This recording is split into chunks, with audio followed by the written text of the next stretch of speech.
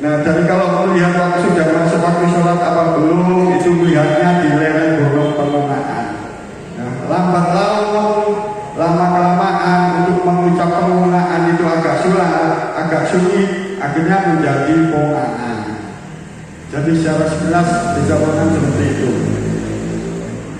Nah, dari sejarah tadi, Desa Pongaan atau saya sebagai kepala Desa Pongaan mempunyai visi-misi.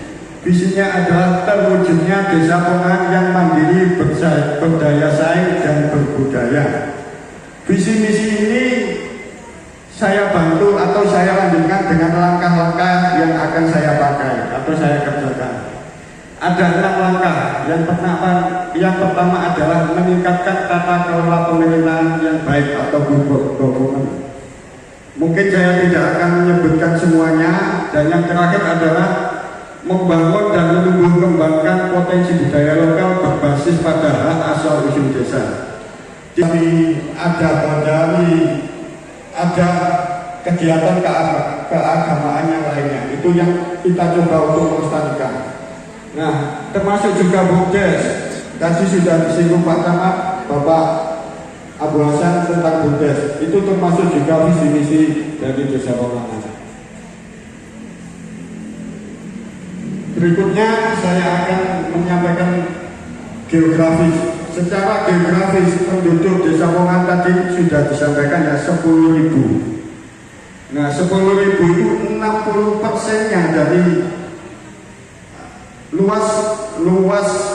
luas Desa Pongaan adalah 111,631 hektar. Nah, 60%-nya ada perumahan padat, Pak. Jadi di Pongaan, wilayah Pongaan itu 60%-nya adalah perumahan padat. Jadi tadi sudah disinggung bahwa Pongaan itu masyarakatnya banyak 10.000 jiwa. Nah, pembagian wilayah di desa kami terdiri dari 3 dusun. Dusun Pongaan Kerajaan, Dusun Pongaan Rejo, dan Dusun PPI Perumahan Pongaan. Nah, dari 3 dusun ini ada 8 RW dan juga ada 46 RT. Struktur organisasi. Setiap kepala desa dalam menjalankan tugasnya pasti akan dibantu dengan perangkat desa. Perangkat desa Pongaan di sini ada kesekretariatan. Di kesekretariatan itu ada kaur umum, ada kaur keuangan, dan juga ada kaur perencanaan. Dan juga kami dibantu dengan kasih-kasih dan kepala dusun. Prestasi desa Pongaan yang kita peroleh di 2 tahun terakhir. Yang pertama adalah juara cerdas cermat Poktan se-Jawa Timur. Yang kedua adalah finalis kader PKK tingkat kabupaten. Yang ketiga adalah juara lomba merias kecamatan Anyar.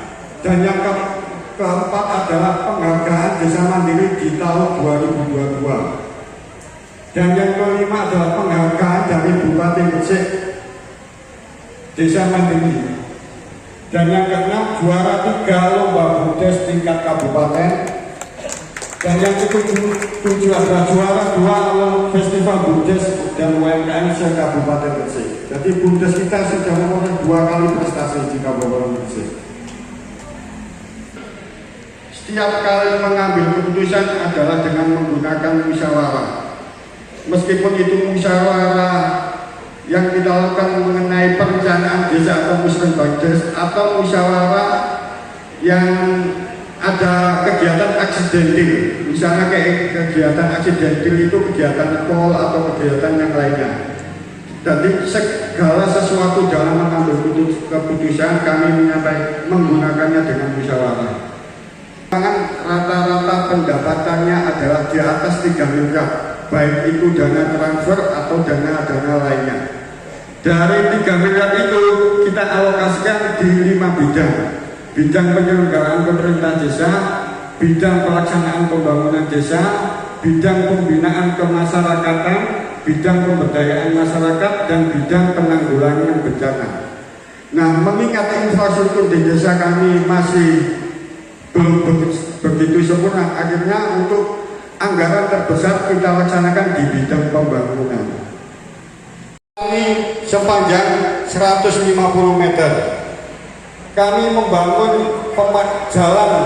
jalan usaha tani sepanjang 200 meter.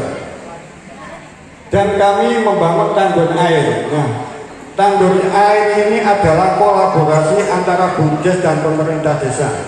Kami yang ini water treatment yang tanpa biaya perawatan, hampir tanpa biaya perawatan, dan juga tanpa hambatan, hampir tidak ada hambatan. Maksudnya hambatan di sini adalah air keluar dari sumur itu 8 liter per detik, keluar dari pipa juga. Sudah 3 ini kita membangun PJU 45 titik, kita membangun drainase juga masih 100 meter, kita pengeboran air bersih, dan juga membangun kantor pelayanan. Kantor pelayanan tepatnya di belakang ini Pak, masih belum selesai, masih tahap penyelesaian.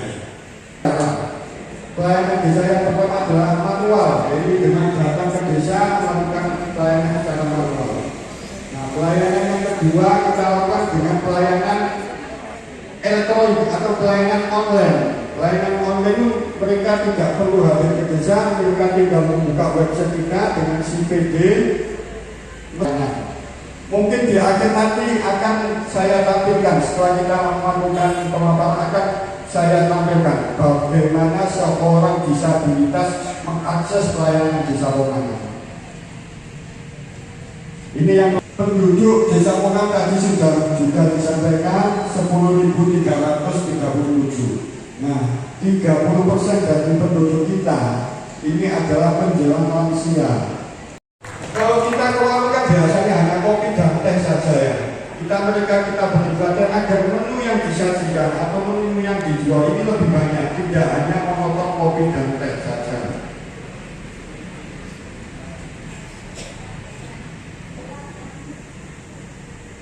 Nah, ini tradisi keagamaan yang ada di Desa Pongan, yaitu kegiatan Qol Mbah Yai Haji Safi'i dan kegiatan Qol Al-Hikmah. Nah, untuk menjaga ketentraman masyarakat, kami dengan 46 RT, kami mempunyai 56 anggota Linmas. Jadi berketentraman dan ketertiban kami mempunyai 46 anggota Linmas.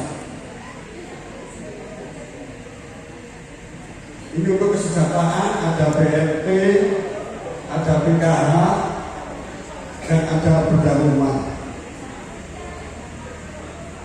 Untuk kesehatan, kegiatan posyandu, dan ini yang penting adalah kegiatan rombong stunting. Ini yang selalu setiap bulan kita musyawarahkan, kita dengan kader-kader kita kumpul untuk membahas stunting setiap bulannya.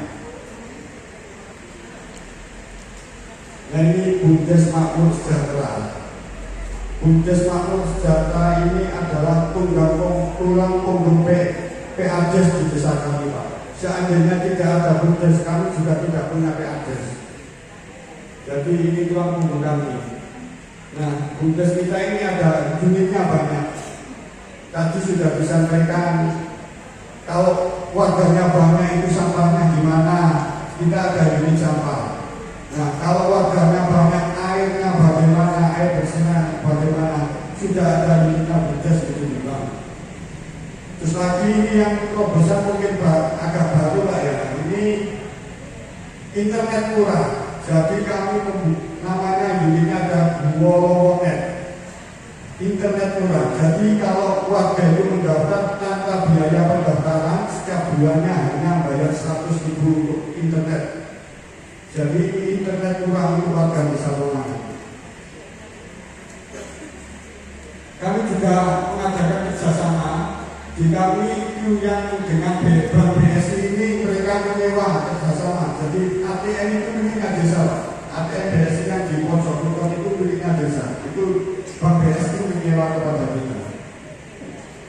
Nah, mungkin ini yang dapat saya sampaikan. Selanjutnya akan dipaparkan oleh Ketua Tim Penggerak PKK Desa Pongan.